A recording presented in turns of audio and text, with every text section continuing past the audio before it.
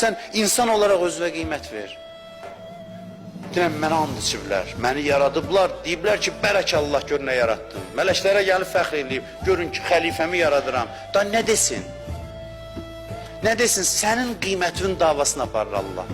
Nə qədər əziz deyirsən, nə qədər başa salır ki, sən əzizsən, əzizsən, əzizsən. Şeytan deyirsən, zəlilsən, ona qulaq asırıq, gedib özümüzü zəlil edirik başqa qapılarda.